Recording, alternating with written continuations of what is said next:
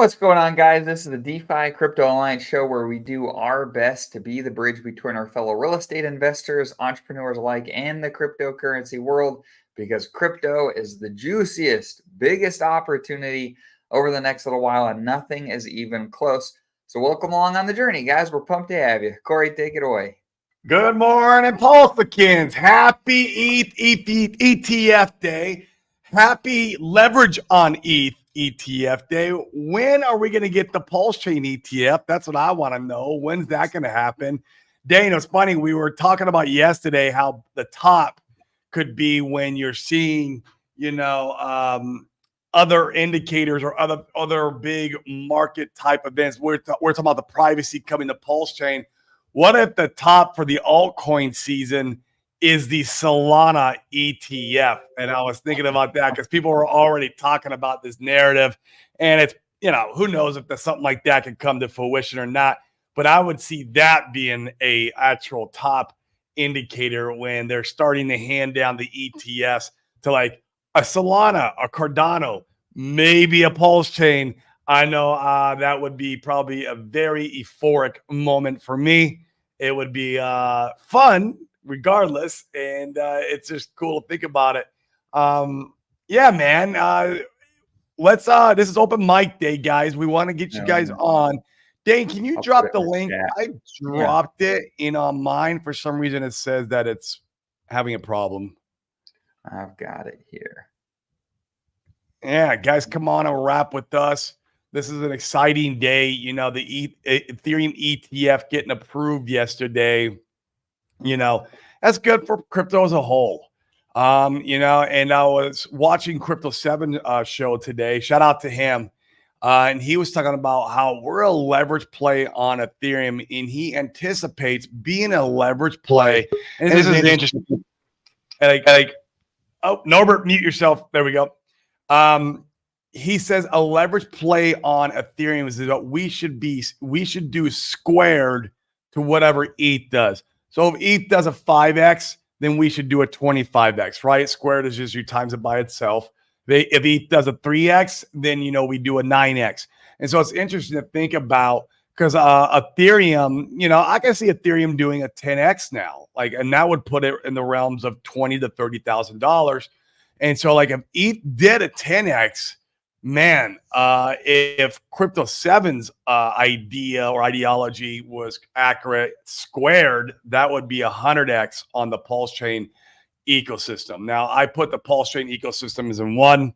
As far as market cap is concerned and everything, I feel like the total ecosystem is a $2 billion market cap. We have Pulse, PulseX, Hex, and Inc. I feel like right now, at least of now, they're rolled into as of one product. So it'd be interesting to know, okay, so 100x off of that ecosystem. Well, what is that? 2 billion, that'll put us at a 200 billion market cap. So, interesting to think about when you square it like that and you think that through. He says that's usually how most leverage plays play on top. If that's the case, what is Solid X going to do? So if PulseChain does a 10x, does that mean my Solid X does a 100x? Because that's a direct leverage play on PulseChain. I don't care what anyone says. It's a direct leverage play. And so it's an interesting thought process to think through. Guys, come on our stream. We see we already got people coming on. This is awesome. This is going to be a fun show today. Yeah. Hello, guys. What's up, Norbert? What's going on? Driving as usual. 5 minutes ago, I was not driving, so I was like, yeah, let's go to the car. And then Got to get in the car, man. It's bitching. How are you feeling? Is everything okay? Yeah, things are going great. Excited with the ETF. I think the more that this stuff plays out, the more that, man, I feel like I didn't feel this way a year ago, but there's been plenty of people that have been saying this is potentially the last big crypto bull run where you could get the outsized crypto gains compared to what we've got in the future where the gains will be far more muted, kind of like the stock market. And I'm feeling more and more that way with the ETFs. I mean, you're going to have Wall Street come in, how much, where can you get more money to get these really big upside pushes after you bring in the Wall Street guys? Where do you get that from? I don't know. I think we're likely to see less volatility in the big stuff like ETH and Bitcoin and things of that nature. So that'll be an interesting thing to see what happens in the next bull run hereafter. Yep. Volatility might not disappear. Even the stock market, like I said last time, I'm trying to become a funded trader, and yesterday, for example, just because of one economic data, we dropped like the US 30 dropped like 700 points. It's the size I'm trading. If 50 points move, 40 points move for me is about $200. So it's times 15. It's like quite a decent chunk of cash in one day for a small player. So maybe this ETF is gonna be good for us in the future, and it stays. The volatility is gonna stay alive, because if we become a part of, let's say, the stock market, then you're gonna have option to trade the price of the actual asset, so ETH and Bitcoin, in the future. So then it's not just the actual investment can make you money, but also the CFD, the price difference of the. Yeah, no, I think you make a great point. Yeah, I don't think the volatility is going away completely. Not everything. It's just gonna be, yeah. You made a good point. It's gonna be more modest, because you're not gonna see these 1000x of a cat in a skirt or whatever. But yeah, cat in a skirt. Oh, bro, like. Dang, let's create why the not? point. If you can do dog with a hat, cat with a skirt, it even sounds good. Like, why not? This is good. Yeah. Brizology says, yeah, this opens the doors for all the world's money to start flowing in. Everyone from the middle class of America to corporate America and anyone else in the world who can turn their fiat into crypto. Exactly. This is theoretically the bull run of all bull runs, which is exciting to be here now, Mm-hmm. Yeah, finally the gate is kind of open. We released those shackles which kind of holding us down, and manipulation because of the smaller market cap. So yeah, it's just all good for us. And if everyone says it, I know I'm gonna sound boring or not really knowledgeable right now, but probably some of our viewers, if they haven't heard, if the ETF, if the ETFs got accepted, that means that because PulseChain is a copy of Ethereum, all the functions, every updates has been installed. So how can we be a security? Like it's a one case already. Well, they can argue that the offering was the sacrifice. Security. Yeah. But then they can point and say, like I'm seeing the bill that went and got approved by Congress about decentralization. I'm seeing one of the factors that are going to be determined is if an entity holds more than 20%, then is it really decentralized? So we might have that case, but then at the same time, on the flip side, how do you prove such entity is in, or such keys belongs to anybody is another, difficult part, so there's a lot of there's just a lot of question marks in all that still. And I think you do have a good point, Norbert. I think it's good that, that ETH, we're a copy of ETH and they did a pre-raise and we're a fork of them. Like, it's going to give Richard's attorneys definitely more ammo. I'm very bullish on the case itself, but I definitely want to look at both sides. So, yeah, of course. We don't want to fall on our faces. Yeah, Frank, what's up, brother? We got Frank. Oh, yeah, Frank. Frank Burger Man. What's up, guys? Thanks for hosting today. It's exciting. You take one little bit of good news at a time, given where we come from in the last 30 to 60 days, and, try not to get too excited, but also, let it happen quicker than we thought, the ETF. So, and everybody, I think, wants everything else to move real quickly, right?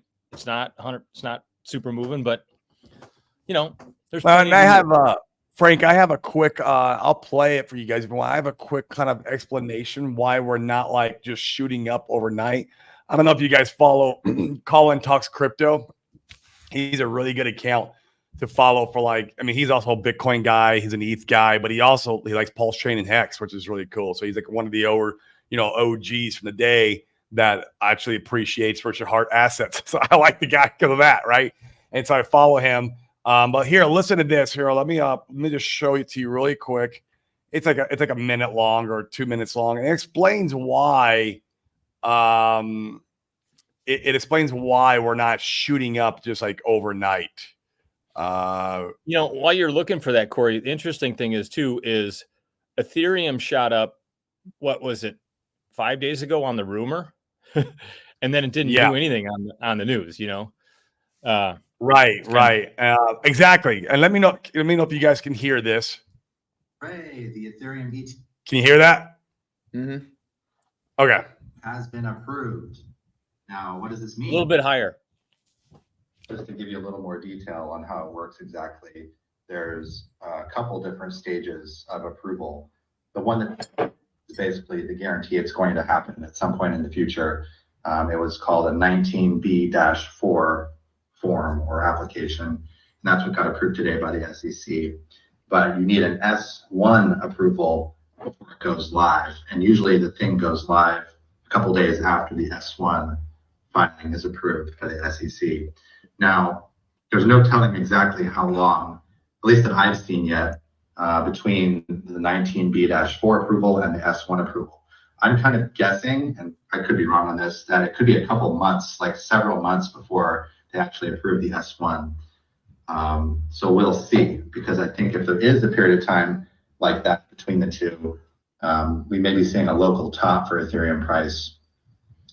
And obviously, once the ETF launches after the S1 later this year or whenever, then money finally can use the on-ramps into the Ethereum ETFs. But until that S1 gets approved, there's no live exchange trading the Ethereum ETFs anywhere.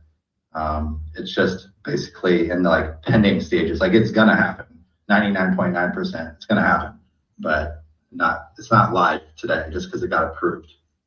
Oh. So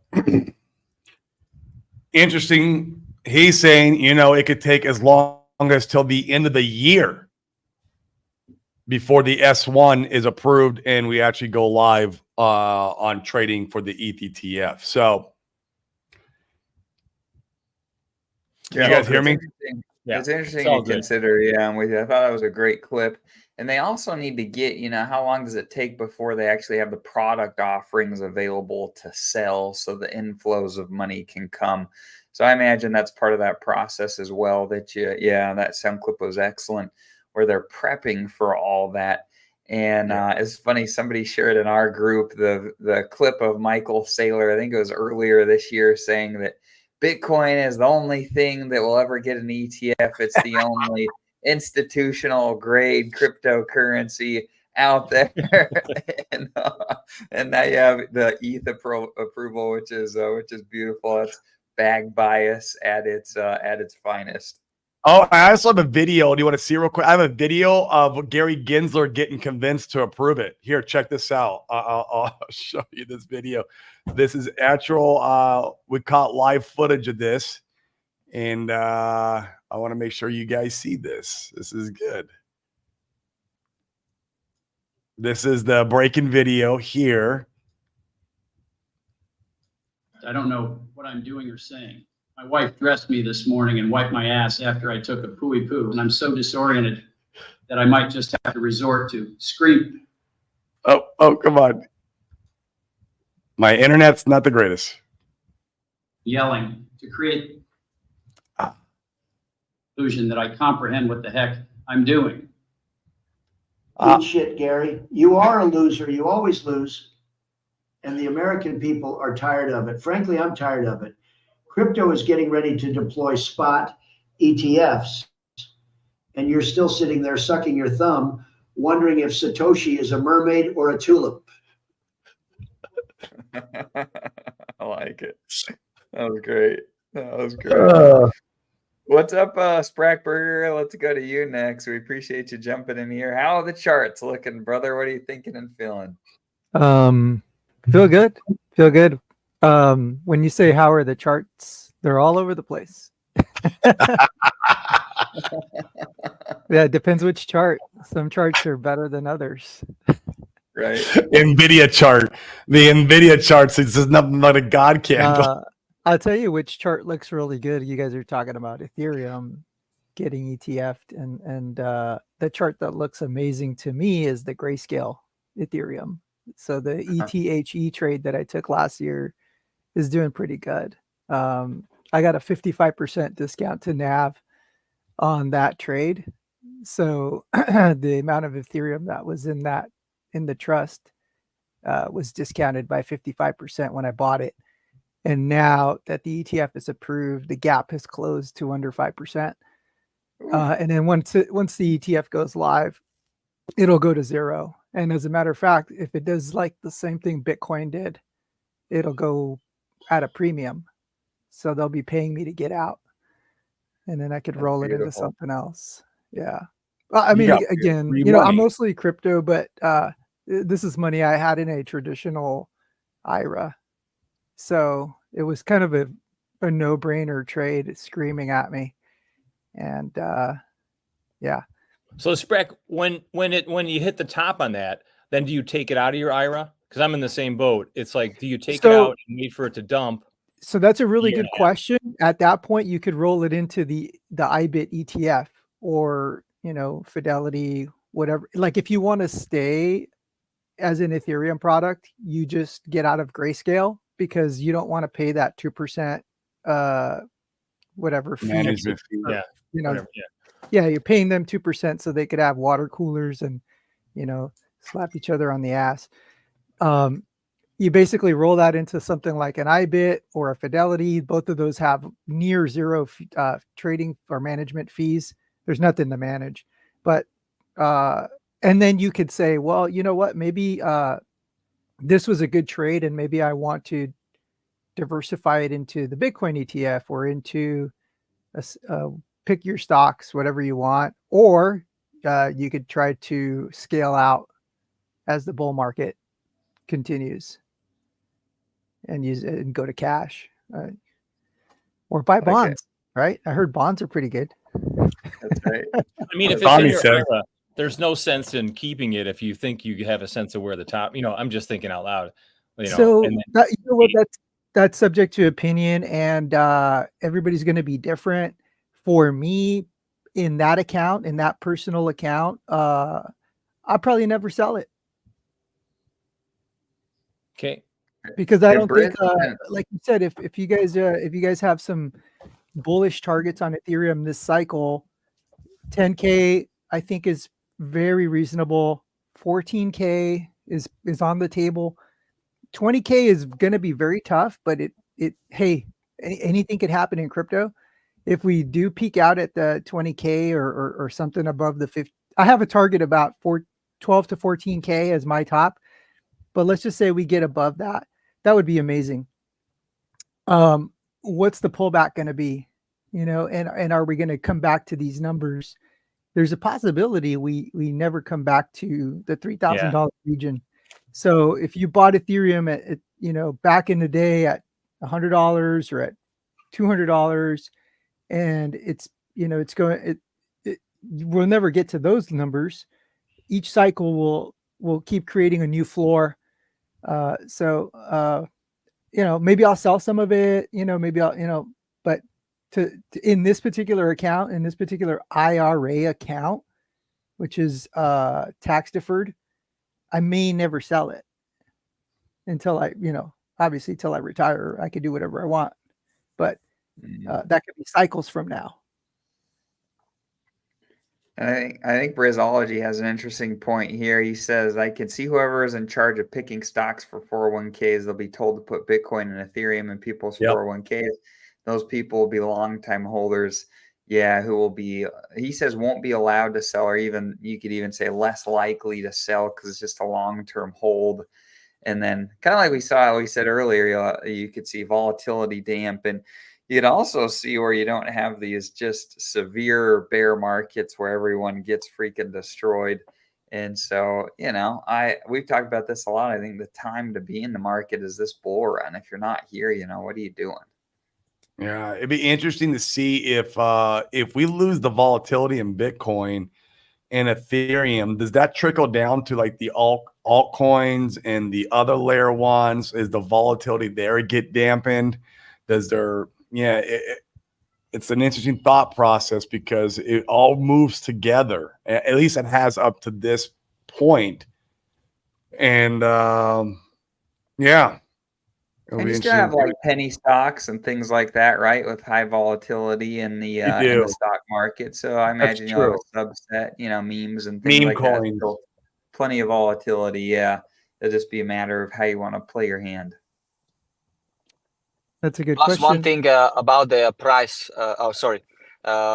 One thing about the price of Ethereum, I hear all sorts of numbers. Some people say 20K, 15K. If that's gonna be the case, that you need to pay that kind of money for one ETH, and then what's gonna do to the transactions? Obviously, it creates an environment when only the top wealthy, the richest of the richest, can afford to pay for those transaction fees. My question is that gonna be the demand, is there gonna be the hype of, oh yeah, I need to do things on Ethereum, I have to do it there? Or are we just gonna be like, if it happens, if it's not, then maybe there's gonna be other participants because right now whoever is using ETH and they can afford it, if we double or triple that price, they're gonna think twice, like, do I really want to spend that much on transaction? Even not on the lowest guys, but let's 1 or 2 steps above the least wealthy, let's say. So yeah, and if that happens, then it might make the Ethereum either like kind of like a ghost chain, or just like I said, only the ultra wealthy is gonna use it. But if that's the case, then it's gonna be like a fairly empty shopping mall. So honestly, no, I think they fix it. I think you fix it through L2s or you have sharding. I think that gets fixed. Yeah, especially it's getting at upgraded. this point with the ETF getting approval. You just grew up, in my opinion, just got the blessing from the U.S. government. I think all that gets resolved. What do you think, Briz? I was just gonna say, it kind of sounded like, where's the hype gonna come from? Like, how are we gonna onboard, new people or something? And basically, I think it's just gonna be like the stock market, where the whole world isn't investing in the stock market. I mean, probably 10% of Americans even like actively invest in the stock market, but hey, that's doing just fine. So I think for the money to come into these chains and stuff and have it trickle down, this is going to be for the people who are most turned on and switched on to it. It's the people who are, it's just not for certain people, and that's okay. When Inc. ETF, Briz, Inc. ETF. Oh, please. I became a turtle the other day, so yeah. Nice. Nice. What's up, Gingerbread Man? We haven't come to you yet. How you feeling? Man, I'm just glad the ETF was approved. I just didn't expect it till later this year or potentially yet next year or ever. Reports floating around. Of course, it's a suspect 15 to 45 billion potentially over the next 12 months. So I'm ready to go, man. I'm excited. I didn't think it was going to happen until next year, to tell you the truth. Same. I thought it'd be the top signal. Yeah, me too. Mm-hmm. So here's a question for you guys. Do you think that, in fact, I'll come back to you, Spreck.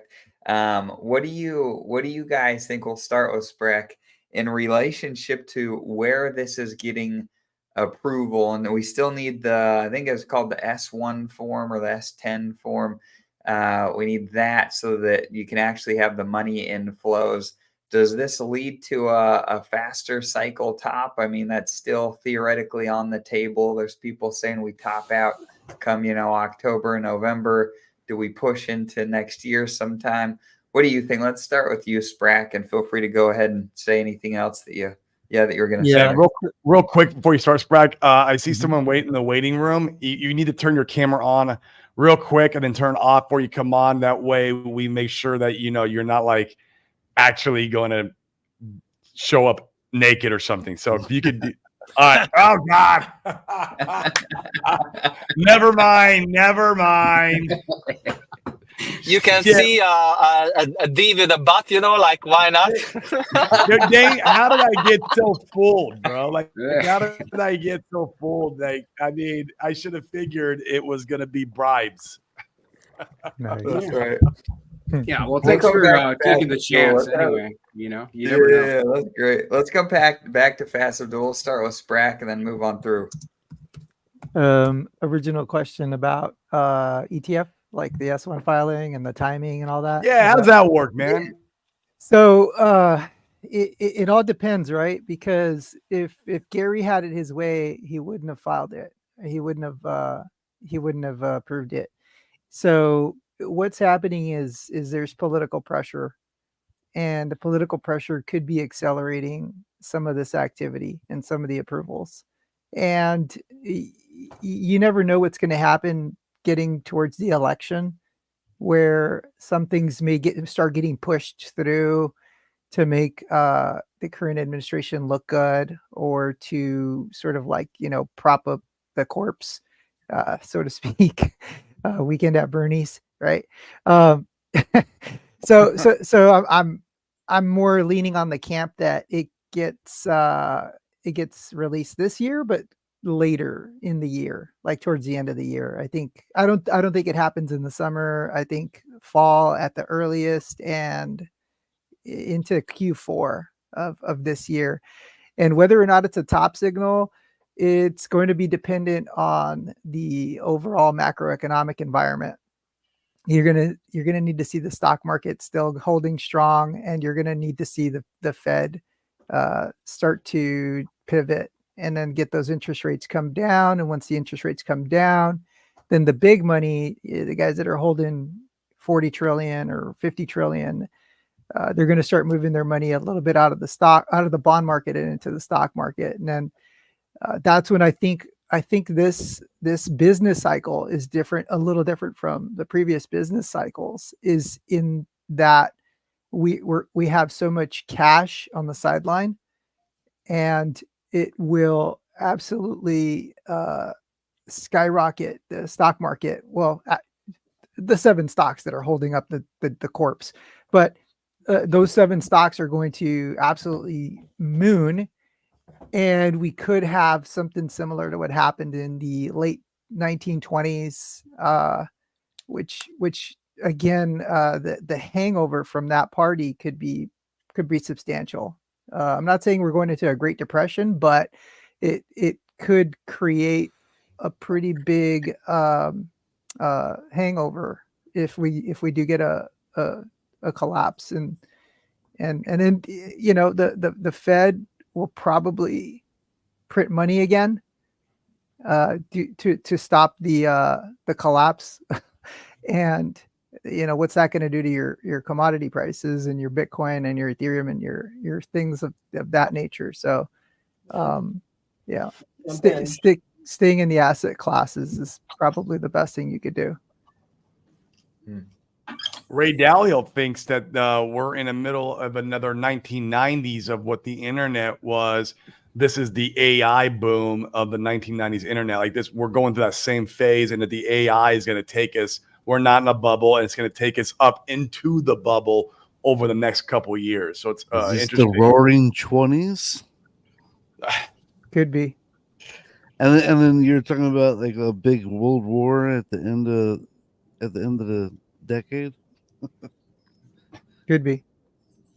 Seems like things are repeating. Yeah, this time is on the table. Different. It's never different. Let's go to what do you think, Frank? Can I call a friend? We're all right here, bro. Like, who are you gonna call? We're all on stream. I know, friends. Just ask a question. I mean, except for Fast Abdul, we know that. But I mean, the rest of us are friends. Yeah. Fast Abdul can give us a quick answer. I really don't have an answer. I find that if I get too far ahead of myself in crypto, that it's all in my head. So I try to stay in the present, the day, the peanut brain, in the moment, and that way I'm not consumed by worry or fear or anything like that. And anyway, I like that. I don't have a lot to say about it, but I'm listening though. If I have something, I'll chime in. I like that. I appreciate you jumping in. Oh yeah, go ahead, Briz. I would just say this. I got two minds about the whole Bitcoin and Ethereum ETF, and the two minds is I got the bullish and the bearish scenarios. Excuse me. And the bullish is that these ETFs just allow the money to get turned on into crypto, because it's just like it's just going to allow money to just start flowing in from every direction instead of just like the CEXs, instead of just Coinbase. And that could just push the prices up of everything, because these are scarce assets. I mean, what happens when 20 million Americans, that's not everyone, what if they all want one whole Bitcoin?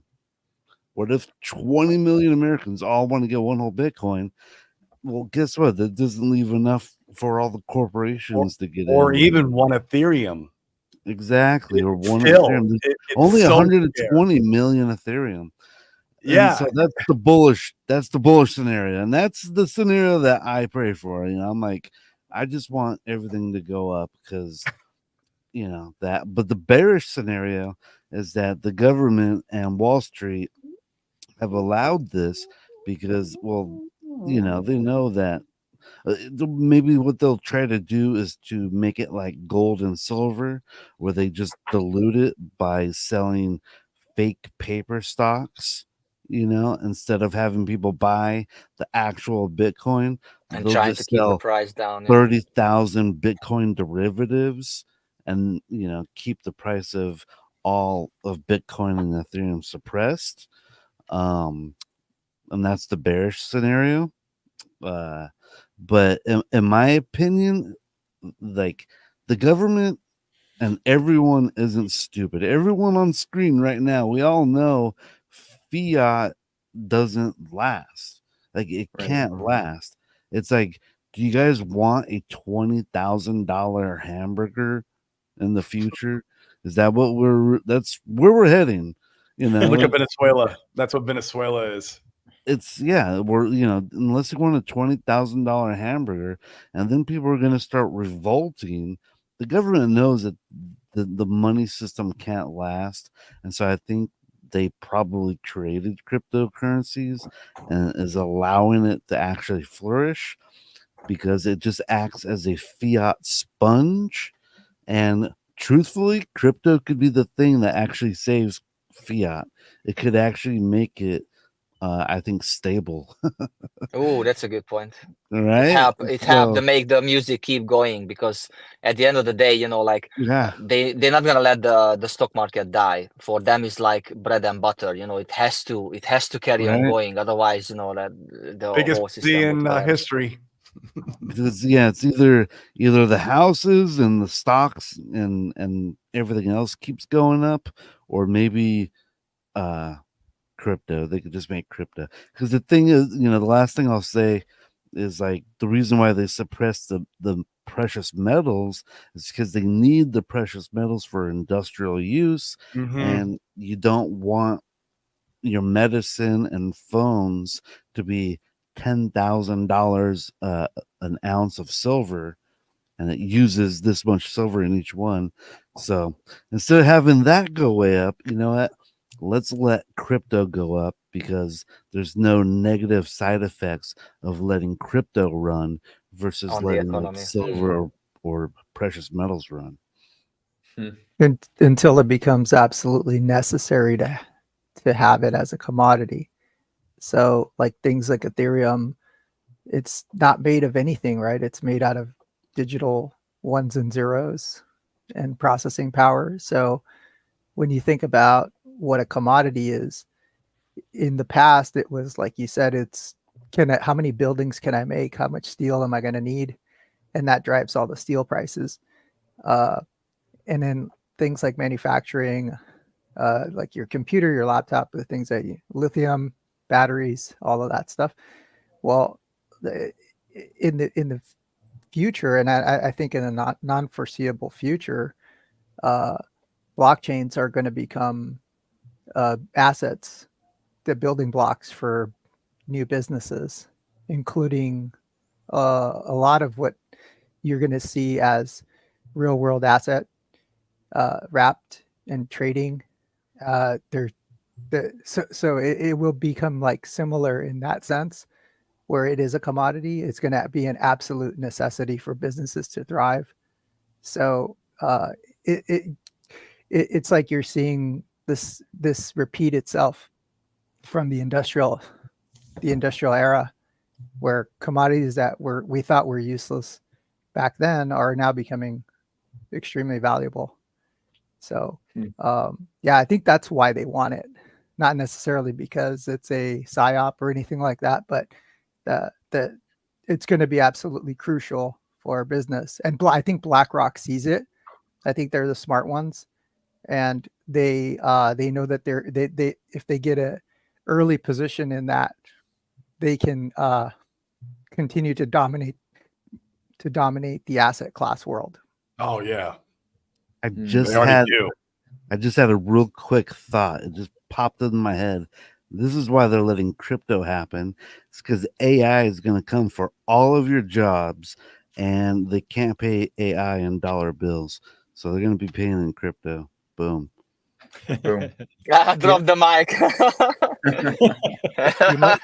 I like that. And that's true. And one of the thoughts I had with, like, I was talking to my wife about like she talks to her Alexa, whatever, and Alexa, like, she keeps you on track. She's like, oh, it's time for, your walk today, or it's time for medicine, or it's time for this, or whatever. And she's sort of like a reminder bot. And then pretty soon Alexa will transform into, hey, the Ethereum price is down a bit. Do you want me to buy some for you? And then Alexa will start becoming a trading bot, and yeah, like a personal concierge. Hey, you know what? We're topping out here. Let's do a little bit of trimming. Yeah, this is what the RSI is telling me, and and so like the Alexa will be like will get smarter and smarter and smarter, and eventually Alexa will have a wallet, and you'll say, look, here's some Ethereum. I want you to go and buy and sell and trade for me, and then eventually Alexa will be deployed, and we will all have one. In other words, and this is where these AI agents are going to show up, and you're going to say, well, you know what? Maybe I don't need to go to work today. Maybe I will send Alexa to work today, and then I will go play. And so you're not far. You're not you're not wrong in terms that of one like how movie, Surrogates. Oh yeah. Surrogates, or Her from there's a movie called Her, where he falls in love with the AI in his pocket. And yeah, she ends up like combing through his emails and responding to people for him and getting through all the spam. And she's like, I deleted like 1,000 emails that you don't need to read them. They're useless. If you guys want a real interesting hot tip, just between us, you go on ChatGPT, you can ask it to say, I want to make a trading bot for PulseChain. It's like, okay, here's the code. It will just spit out the code for a trading bot. Now, I'm not doing that. I don't really understand all the difficulty or the intricacies, but I wonder if ChatGPT can actually make me a trading bot. It's like, yep, here's the code. Here it is in Python. Copy. Okay, damn. That's fascinating. Damn. Everyone's going to Yeah. become a coder in the future. Everyone's going to be able to, if you can think of the program, AI is going to be able to code it for you. And I've seen them on, I've seen them on social media building stuff, and it'll break, and they'll just go back to ChatGPT and say, "Hey, this is what I ran into. How do we fix it?" It'll spit out the fix. You plug it in. It's remarkable. It is. Mm-hmm. Is that how Two Fucks was built, Fast Abdul? Yeah, that's exactly what I wanted to say. Is that what you guys did over there? I did it yesterday, actually. So yeah, it was great. Yeah. He's in the kitchen. Totally. I got my 17-year-old working on it. It's almost done. I mean, you're in the boardroom right now, so like I'm sure you got the AI working on Two Fucks and getting it launched. So it's if you guys have met Yellow Cake, you'd know that he probably is AI. He's probably an AI bot himself. Yes.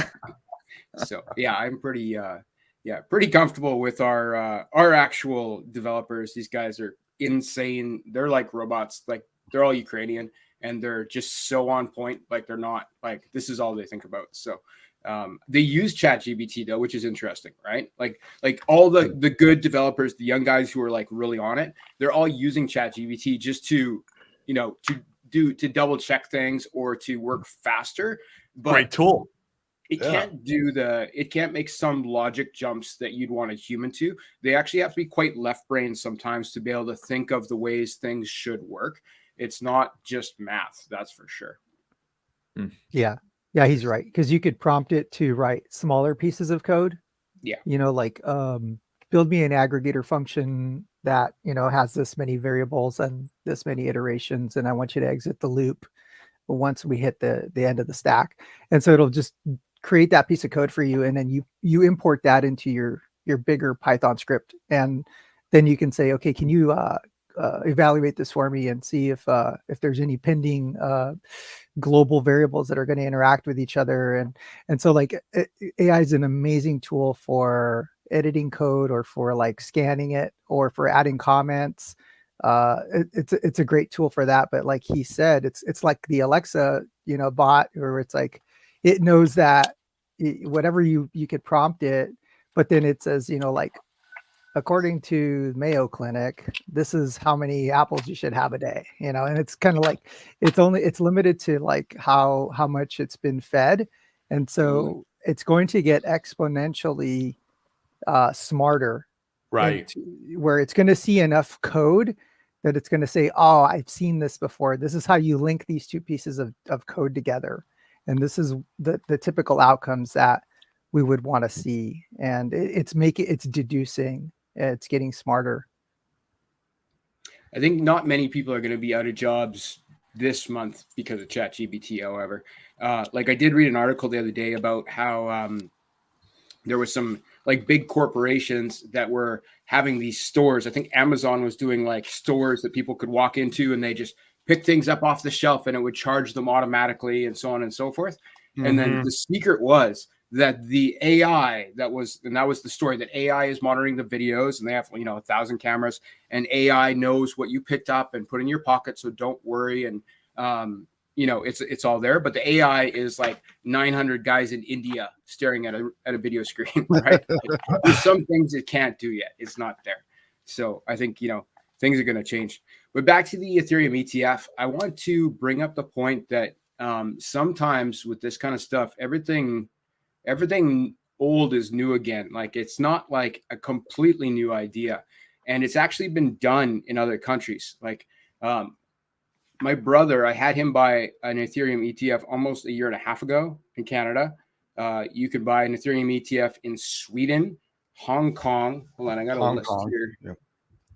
Yeah, Hong Kong was more recent though. That was like the last maybe 2 or 3 months. I think when that went live.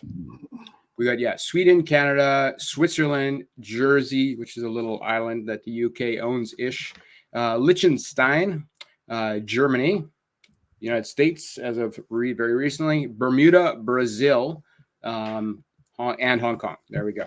So, but the Canadian one was quite a while ago, and I think some of the European ones were a while ago as well. And I believe there's matching Bitcoin ETFs, and my father-in-law bought one of those about a year ago. So it's everything's kind of focused on, and those didn't even really make the news. It wasn't a big deal in these other countries in the same way. And so everything's kind of focused on what happens in the United States. And of course, other countries are making their policy around what happens to the other in the United States. But it doesn't mean that everybody else is standing still. And there is economic energy in these other countries. So, like, I would wonder, if a person couldn't be forward thinking and look at the concept that, like, okay, is the United States following one of these other countries? Or can we watch for a Solana ETF in Canada or Sweden? And that's going to be, the sign that the US is coming next. And what's to stop BlackRock from buying those up, right?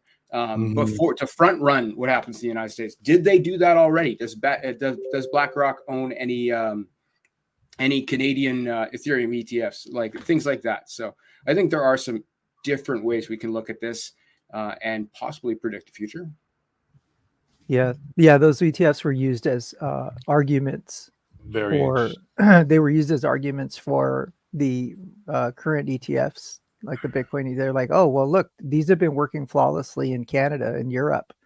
Why is it that we're not doing it? And then they released the futures ETFs, and then those have been, trading flawlessly. And then the CME has futures on spot products, so you could trade.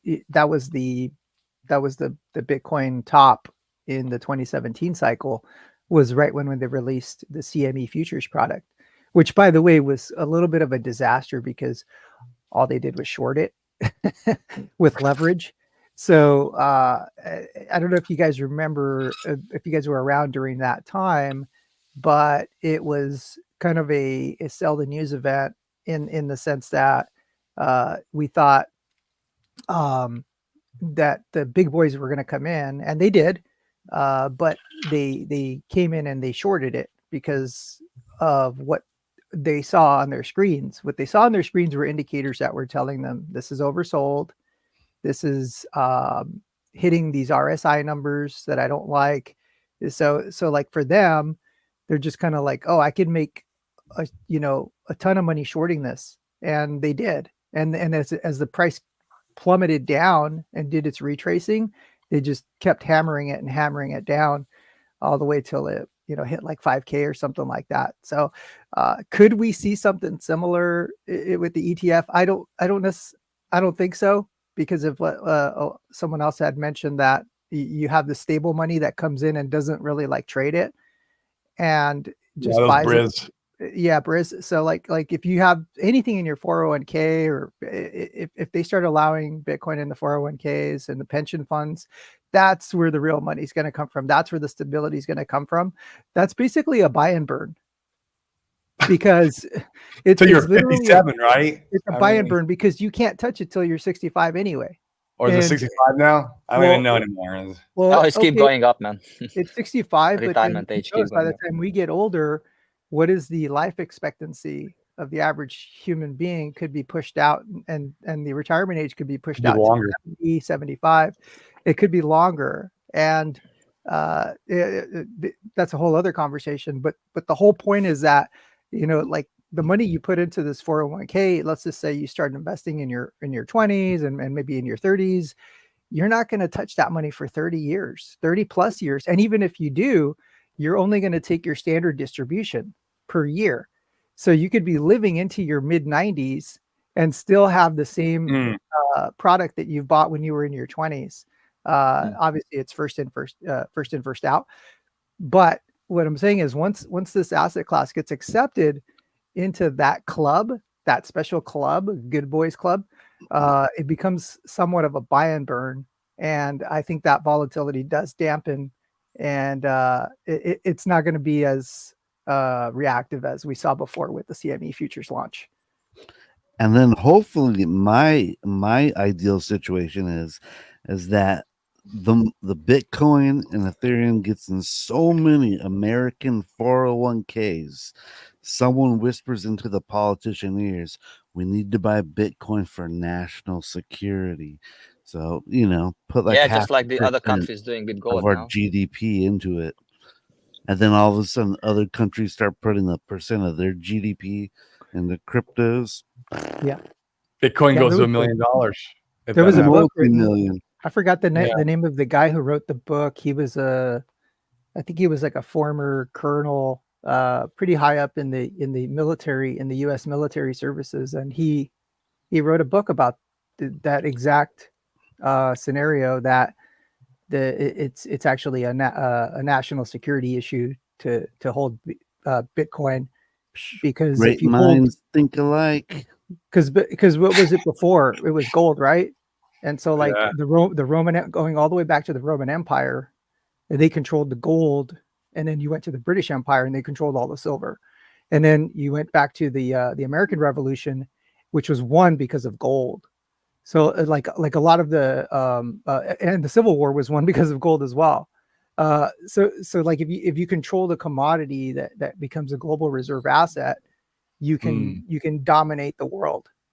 And he talks about it in his book. I forgot the guy's name. I'll look it up, but it's going to become a national security thing. And like the first country that mines it, if you mine it with nuclear power, it could be 10 times less expensive than to mine it with industrial coal or traditional power. So we have to get off of that that hurdle. Yeah. Things has to change for sure. Can I just say that how much I admire Fast Abdul, because I see him everywhere in YouTube videos, commenting. You admire him? Admire him, yeah, as a person. Thank you, He seems Norbert. like a very supportive. He's not going to give you bribes. No. might. I still live in a council house, but I don't need anything. I'm gonna make my own way. But the one thing is hit my mind as he was saying. Recently, I visited Switzerland, and guys, London is a wealthy city. Yeah, let's say Switzerland is like on another level. I was there for 5 days visiting friends. I managed to spot actually 5 pieces of rubbish in the entire area. I was on Zug, I was in Bar, I was in it's like Singapore. one. And let me guess, 4 of those were from you, weren't they? Pieces of but that's just one thing, you know. That's just one thing.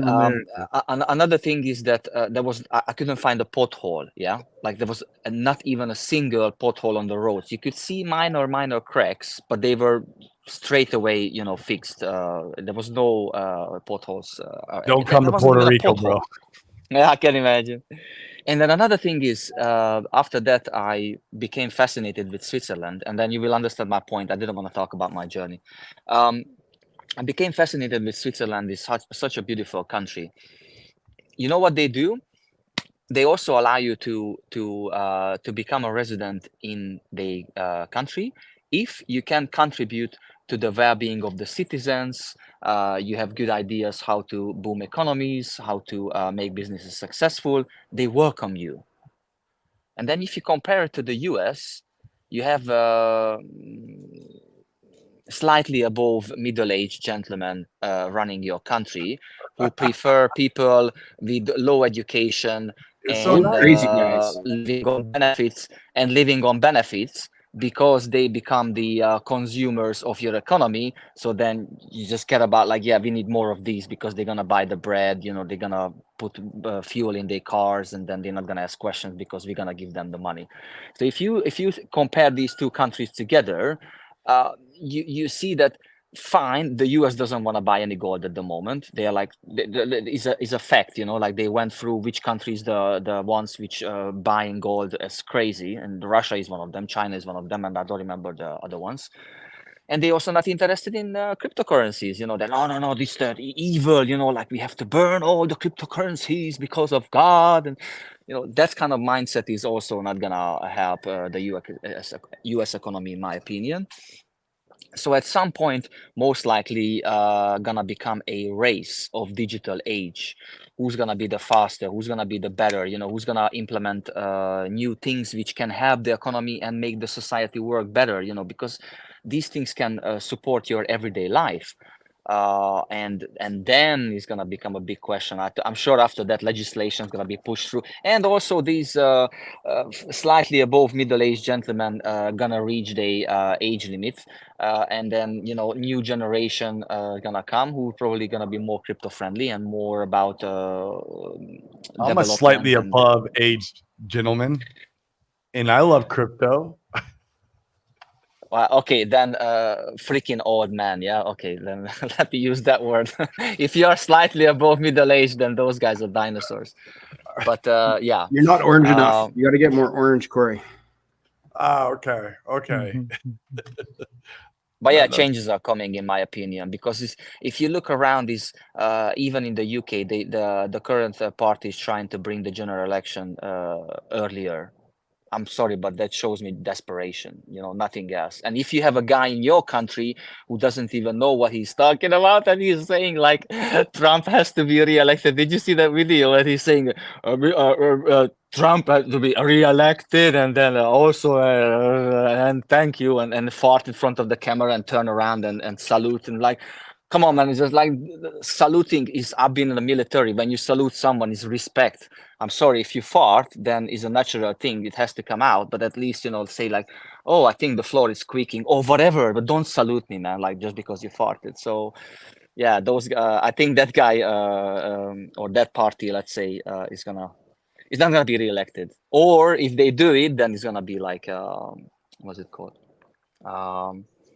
Manipulation with the votes and stuff like that. Yeah, that's what I'm saying. Like, did you see that how many people goes to when he talks, and then what kind of people go there, and what kind of people go to when the other guy talks? I think I'm here. Yeah, welcome everyone. Have a good day. No.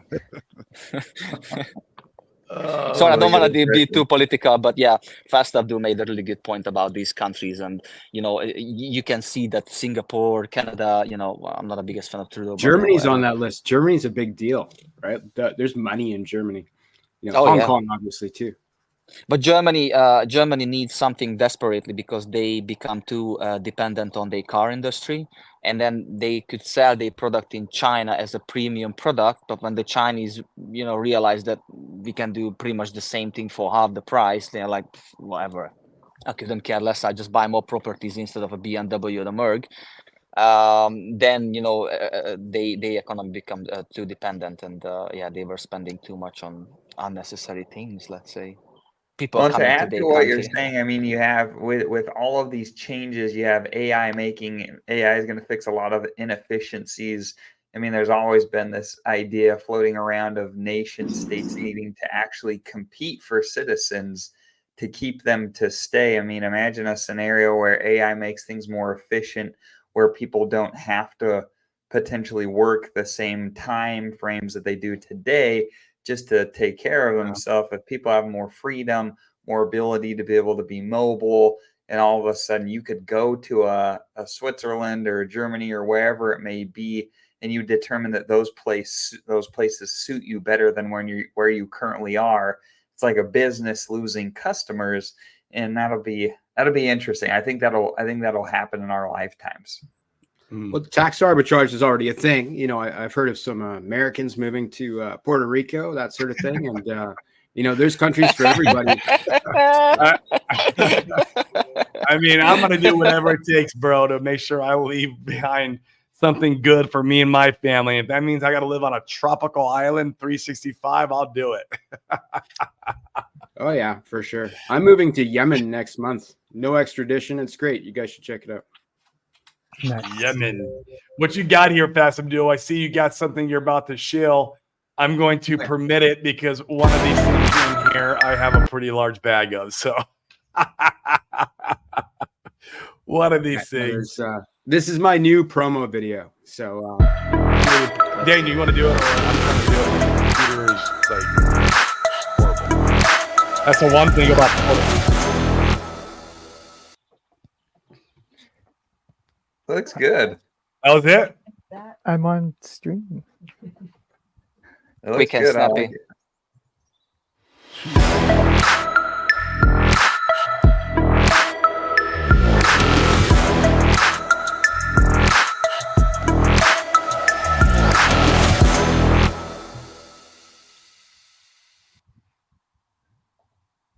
It's cool. It's I'm great. I'm excited to see the 2 solid pool and hear about the airdrop there. That'll be really cool. Yeah. So the big news is basically that 2FUX is now part of the solid index, essentially. So it's the 2 solid index pool that will appear on the FUX exchange as soon as perhaps Monday, where 2FUX is paired with the other solid index tokens of, Fire, Axis, Nope, and SolidX. And it's actually the biggest part of the pool. It's 35%. You need to have 2FUX tokens to participate in the pool. 2FUX is not, the front end is not launched for the public yet. We're hoping as soon as Monday that will be available. Monday. But it's a matter of days. So it's going to be a big deal. We're super stoked that these guys included us in there. Obviously there's some talks for a long time behind the scenes. It wasn't, it wasn't a surprise to me, but I was very happy that it came to pass like that, to work with, Axis and Crispy and Solid Hex and Randy on this is fantastic. So that'll be the main liquidity pool on the FUX exchange for all these tokens, right? So there might be other subsequent smaller pools just for practical purposes, but that's the liquidity for 2FUX. That's liquidity for all the solid index tokens will be there. And it's going to, might start out as a smaller pool, but it's going to become very large. Obviously, likely there'll be millions of dollars on there. And the APRs to farm that token are going to be crazy. And there's like a master plan behind it that's going to make the numbers really, really good. And part of that plan is that large portion of the 2FUX token that is required to participate in the pool, well, that's one of the tokens you get paid in when you stake that LP token through the 2FUX front end, right? So you need 35% 2FUX to be in the pool, or 33%, I'm sorry. You get paid to stake that LP token in FUX and also in 2FUX if you're using the 2FUX front end to stake your LP, which is going to give you a potential 2.5 times boost your yield regardless. Some people are going to do that. But on top of that 2.5 times boost, the 2FUX token is likely going to have so much economic energy pushed towards it for people to come and participate in this pool and other pools too, that it's going to probably be the largest portion of the yield that you receive. So watch out for 3 or 4 digit APR numbers on that pool very early on. It could be interesting. These things they'll tend to go down, right, as more people come into a pool. But because there's so much economic energy that will be pushed towards that pool, we have essentially 5 communities that are going to control a very large portion of the voting power on FUX, and likely that pool will be maxed out as far as the amount of votes it can receive. And I can tell you the preliminary numbers are in. Yellowcake just gave them to me this morning, and I haven't double checked the details, but 2FUX is going to start on day 1 with 45% of the FUX votes, right? And you're only voting on one thing. That's which pools get the most yield. The thing that we forked, which was Aura Finance, which is a fork of Convex, they have 65% now. When I started looking at them more than a year ago, they had 30%. So we're starting at a way higher spot, and they've been running they're 3.5 years in. So by Christmas, maybe we have 75% of the vote, something silly. So it's just something to be aware of, that this front end for the FUX exchange is where the yield is and is where the power is. And the power in the form of voting actually turns into money in more than one way. So thank you for letting me show. How do people get the most up-to-date updates on 2FUX and the launch? Obviously there's we're speculating a bit on the launch date, we're really pushing for Monday, but it will be very soon. Probably our Telegram room is the best place to go, just because we're going to have live data there first. We'll be sharing things everywhere, and also a lot of the private rooms, we have a presence. Honestly, I have a presence all over Telegram. So yeah, you can probably find Fast Abdul. Just make sure it's the right Fast Abdul. There's lots of fake Fast Abduls now. But yeah, I won't DM you. If you DM me, I'll fill you in on whatever you need to know. That's just fine. big thing that we're doing right now that is going to give people an opportunity to participate, particularly in this 2 solid index pool, is that we have a pre-mint that we're doing for Prime 2 Fux, which is wrapped Prime Fux that is already available. You can go buy it on the Fux Exchange, but you wrap it, it becomes part of the 2 Fux protocol, and we give you a receipt token called Prime 2 Fux. The difference being that with Prime 2 Fux, you can stake it and unstake it. There's no lock, and it's going to pay you additional tokens. I think it's going to be between 100 and 200% APR, probably very consistently. It's a really solid single-sided staking token, or there's going to be LP farms you can put it into, and good LP farms with minimal and permanent loss, because we actually pair it against Prime Fux, and it costs 1 Prime Fux to make 1 Prime 2 Fux. So they should be pretty much pegged to each other. There might be a dip here or there. There's actually even an arbitrage point. If the price of Prime 2 Fux goes over, you mint it and sell it onto the market, right? So it's like a self-propagating loop there. But we're doing a pre-mint where we basically have a deal.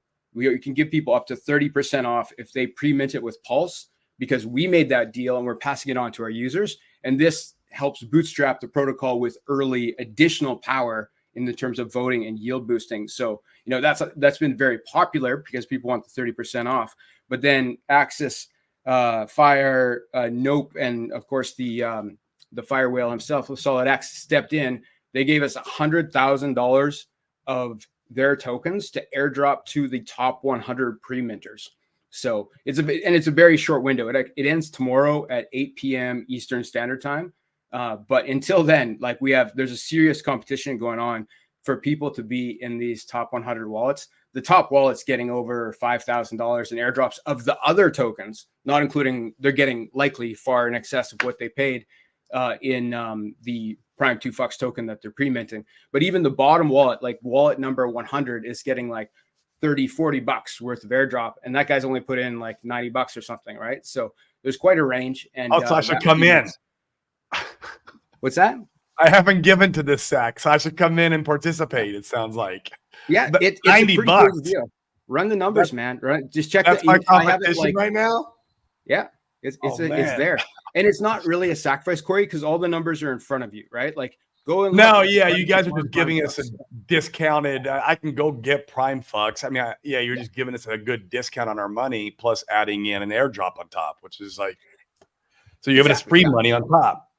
All the numbers are on the screen, and and these communities have donated these tokens, so it's like, it's coming from somewhere, but it's not coming from me, and that's, I'm okay with that. But the big thing, the actual big win for the big players is they're not paying slippage. So, if you're putting in $1 billion Pulse, you're getting 30% off, plus you're not paying slippage. And if you just check that out, like, how much Prime Fux can I buy with $1 billion Pulse? Well, you're going to take like 50% slippage, right?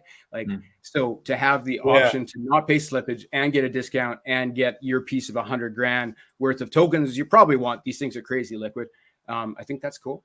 Where do I go to look for the public address and more info? Make sure I'm going to the right place, not going to a scam site. Can you shield that? So I'm going to drop it in the chat. It's the Jay from Hex Pulse Info, the same guy that does all the sacrifice pages. He made it for us, even though it's not really a sacrifice. So I just dropped that in the chat there. I'll drop in the private one too. And I'm probably going to. Oh yeah. Hex Pulse. Yeah, I know these guys. Yeah, these guys. That's where everybody did all this stuff. Yeah. Oh, they're great community members, and been giving us the correct info for a while. There we go. I'm saving that myself. That's why I Fast, Abdul, a quick question. Do we have any I'm another peanut brain as well, any fast tutorials, like short videos that you just mentioned, hey, if you want this, go here, or any instructions regarding what you just mentioned up to now? As far as this pre-mint goes, I have it all walked through on the page, and you can come and talk to us about it. But as far as what 2 Fux is, what it does, and for this pre-mint to understand what Prime 2 Fux is and what Prime Fux is, I have some really good videos on that. The guy from Crypto Explained, he made us 2 cartoons voiced by Rags to Riches, that go through the entire 2FUX protocol, and they cover Prime 2FUX and Prime Fox. And so that's actually a good place to start. They're like 7 minutes long, and you kind of feel like you understand it after you watch that. And it's probably only the surface level, but that's mostly what people need. Mostly they just need to understand that the yield comes from somewhere, and that they get this boost of 2.5 times, and it's not it's not that part isn't hard. There's some more difficult things that are kind of for like the whales, and there's going to be this bribe thing that I like to talk about, but it's a little more complicated. But right now, it's just like we're offering this deal on something that's imminent. Like we're launching very quickly, and we're actually minting. We've already minted the Prime 2FUX, and that's why I can tell you we have 45% of the voting power, because I know, because it's measurable. You already were, yeah. Yeah. So we actually, just as an experiment, we boosted because Wednesday was the cutoff for voting, and we used a small portion of our voting power, maybe 10%, and we boosted the note pool on FUX from something like 12% APR to I think it was like 250% now. So yeah, it works. This is cool. I'm looking at it now. Yeah, the top wallets. I mean, it's not hard to get up in the top 100. It's not hard at all. No. Yeah. Go get yourself free money, guys. It's not financial advice. We're just dudes on the internet. We're just speculating on our bags, but I might throw a little in because I like free money. I like guarantees. Yeah. Yeah.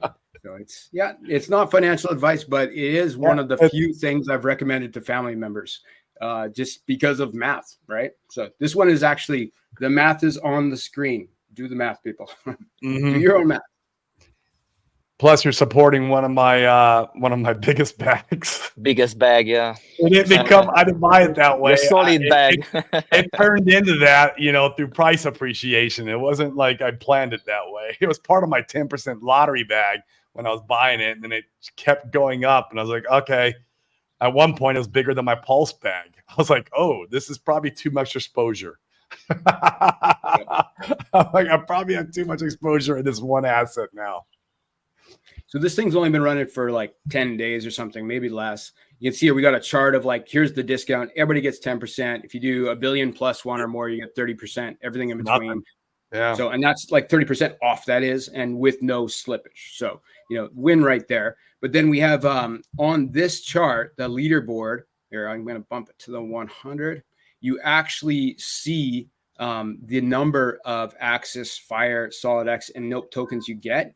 And then this is a live calculation where it says bonus value here. This is actually the current price of those things added up, right? So this top wallet is getting $5,394 worth of not of the Prime 2FUX token, of the bonus tokens, right? So yeah, they're winning. And if we these guys are putting in a fair bit, like they're over $1 billion Pulse there. But if we scroll down to like midway, like, okay, who's number 26? Well, he's getting $1,500 worth of tokens, right? He's only putting in 128 million Pulse, right? So it's like, I think that's about it's about not quite $6,000, right? Yeah, around $6,000 this guy's putting in, and you'll get a 25% discount, I think, and then $1,500 in Axis, Fire, Nope, and SolidX. So yeah, the math's pretty good on that. I wish I had 100 million. That's some great math. Real quick, when is this over again? Because what I'm going to end up doing is watching it very closely, and I'm going to calculate my numbers based off right before it's over, and then I'm going to go ahead and snipe in before it ends. What time is this ending? Yep, no, good point, Corey. It's going to be 8 p.m. Eastern Standard Time today. Today. So that's today. Or 11:59 UTC for those of you who are into science and stuff. Today. So yeah, on the 24th of May. So it's a thing, and I think more than one person maybe has your plan, Corey. I think I know they do. I've had that idea a couple times. If you're going for one of the higher spots, then I think you have a good shot. A lot of people give yourself a buffer.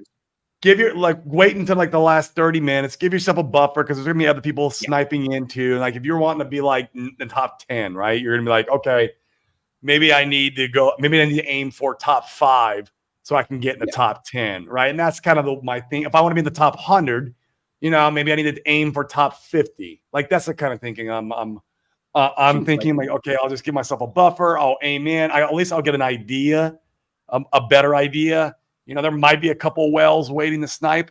It's fine. Oh, for sure. And I'll just make sure you're at least in the top 100, and you're like, you're going to get the bonus anyway. Like, just make sure you're in the top 100. That's it. Like, overshoot that, and you should be fine.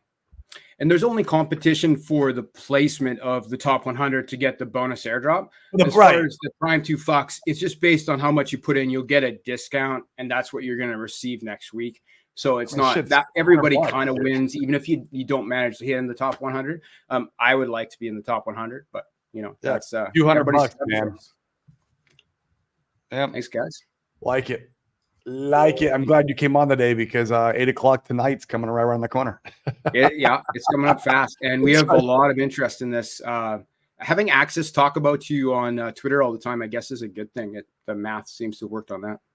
That works. Yeah. That's good. Cool, guys. Well, this has probably been going for almost an hour and a half. That's probably a good place to look at wrapping. Anything you want to record before we jump off? Nah, man, it's weekend. You guys go out, enjoy the weekend, you know, create value in the world so you can make money, so you bring that money back and amplify your gains in crypto. And yeah, enjoy it. That's going to be a fun, I think we're entering a very fun time. Once again, I'd like to talk about this. We got the 4 rocket boosters that are going to send us to the freaking moon. We ignited the first rocket booster yesterday. That's Ethereum ETF. Second rocket booster will be the SEC Clarity. Third is RH Streaming. Fourth is Privacy coming to PulseChain. We got the first one that ignited yesterday. It might take to the end of the year before that thing really kicks in. Fiat on along with this other stuff. Yeah, well, Fiat, I don't think those are rocket boosters. Those are coming anyways, right? Like it's, you know, we've already had one, and they already told us that they'll be back here in Q3. Pretty much, they're going to be guaranteed they'll be back Q3, and that's Coast. I love those guys over there, being that they took on a very big problem and solved it by bringing us working on solving it. Oh my God. Yeah. Well, it seems like they're about there. I mean, this is an amazing, I would never want to go through the legality shit that they went through to figure all that out, and all, especially in the United States. Like the United States, dude, just get out of here. Like, so it's super, super cool what those guys are doing. So yeah, that's it, man. Now next week, we should be around. I don't think we're going anywhere. I have a real estate event to go to tomorrow, but that's on Saturday. So you guys won't even miss us. Yeah, cool. Well, thanks for jumping on, you guys that joined us today. Thanks for you guys in the comments. Have a great weekend. We'll see you next week. Smash the lights. Hit the subscribe. Come on. Let's go. All the best. See ya.